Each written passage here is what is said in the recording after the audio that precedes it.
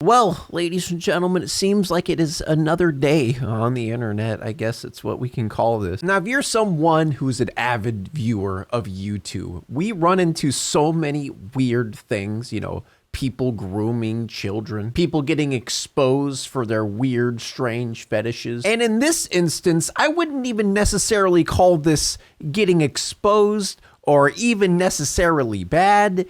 It's more just like, why? You gotta ask why. If you guys don't know what has been happening this past week, a YouTuber named Verblaze, which is someone that I am a huge fan of, if you didn't know. Known for his famous series, the Beatbox Battles, where you got the Thanos, the SpongeBob, all the other, characters getting animated, beatboxing each other. And these videos absolutely slammed when it came to views. Like, we're talking hundreds and hundreds of millions of views on these videos. And I'm not gonna lie, I can't help but feel a little bit bad for the guy. Like, don't get me wrong, spending $50,000 for someone just to animate a role-playing fetish that you have is quite strange. I'll admit, a little bit of a waste of money, I would say. You gotta be extra horny for this type of stuff, you know what I mean? Now, I would like to mention, I am aware of the questionable comments that he's made as well. We will get to that later, but right now I'm just mainly focusing on the animation, and then we'll talk about the other stuff later on. I mean, you hear stories of dudes paying girls thousands and thousands of dollars just for them to step on them. The list goes on of the weird shit that dudes will pay girls to do to them. But $50,000 for just an animation is, that's a new one. That's a new one. I mean, we've had plenty of different YouTubers get exposed for some weird fetishes that they have, a lot of them having to do with animations. Maybe there's some furry fetishes, some vor stuff. The list goes on. And apparently, that said $50,000 basically bankrupt the guy. So that's even more questionable. I mean, the dude has been on the platform for 17 years. Man, that really brings me back to old YouTube, the early 2000s, the fun times. You know what else that brings me back to? Now, before we continue, let's talk about something that I, as a kid, thoroughly enjoyed during the early 2000s. Board games, and specifically Monopoly. And now I can enjoy a brand new way to play Monopoly without the hassle of people flipping the board.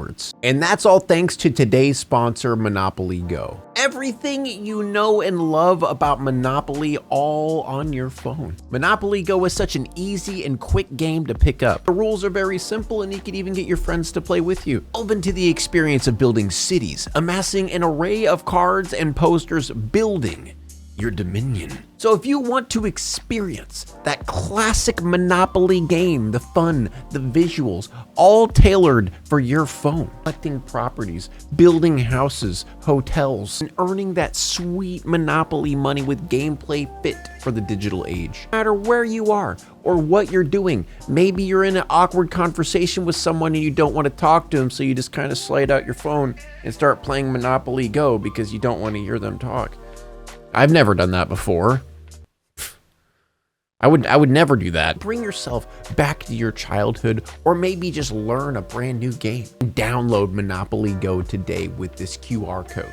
Or you can always click that link in the description. All right, so let's get into the meat of this sexy animation.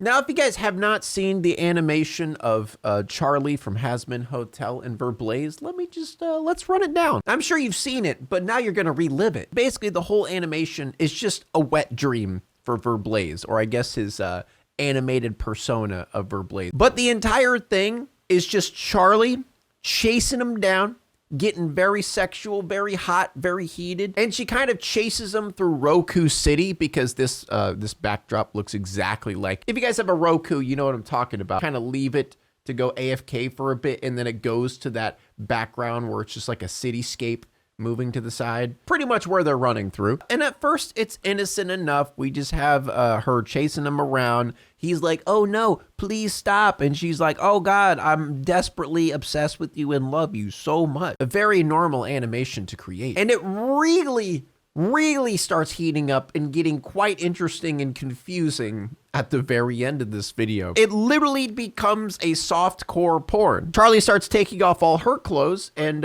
takes off all of his clothes while he's chained to the bed. I mean, she's literally doing a striptease for the guy while he's strapped down.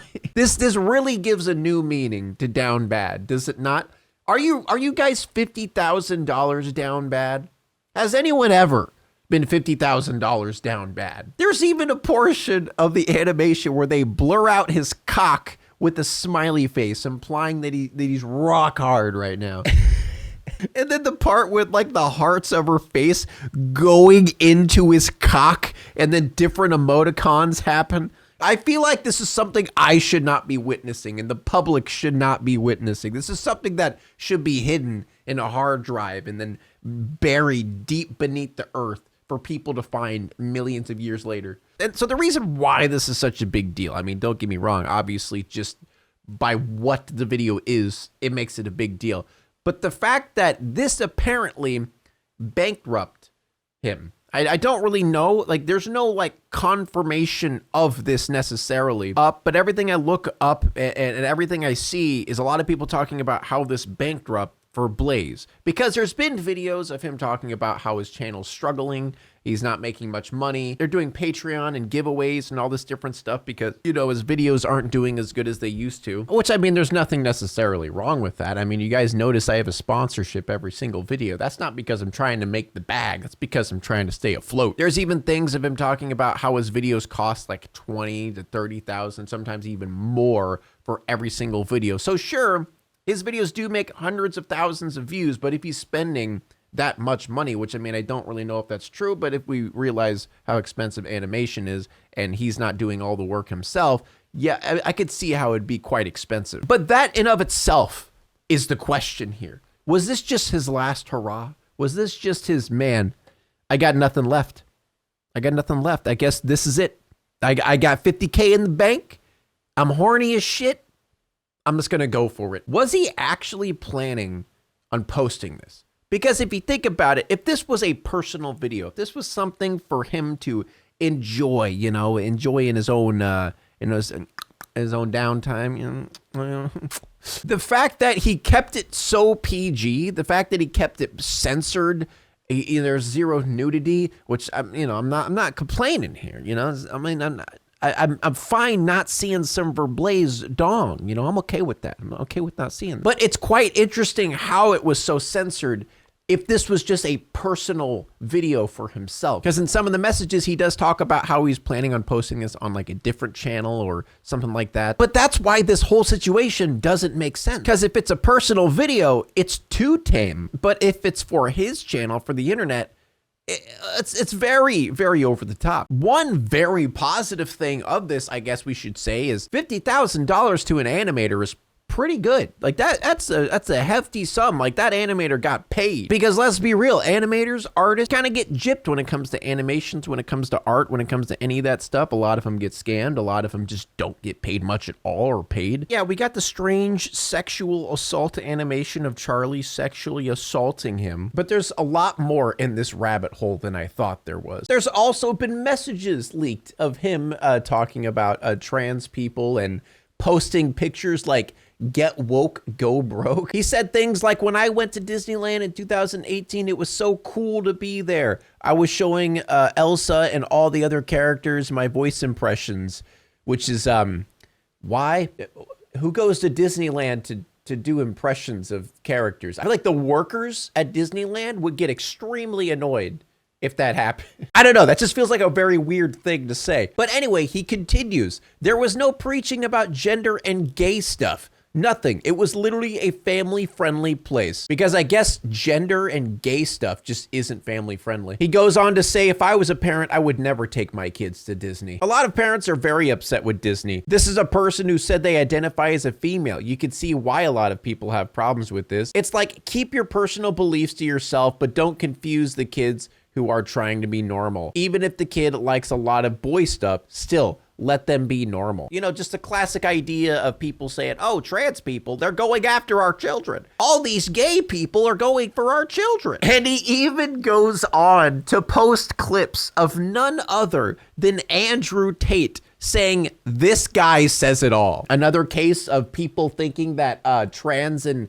gay people, the LGBTQ community, are just like indoctrinating children. Like these people just think there's some gay fairy that sneaks into houses at night and goes up to your children and plants gay into them. Ha ha, now you're gay. Your parents will never accept you now, child. This goes on and on and on. There are loads and loads and loads of different messages, you know, talking about LGBTQ, you know, trans people, specifically trans people mostly. And all of this seems to come from a place of ignorance, which I believe that most people who talk like this are just purely ignorant to how the world actually is and how the situation really is. Like, you know, people like this have never actually talked to a trans person before and doesn't have a mind open enough to thoroughly understand why they do it. But he actually ended up making an apology video and making a post apologizing as well. See, I'm the type of person that I don't want to vilify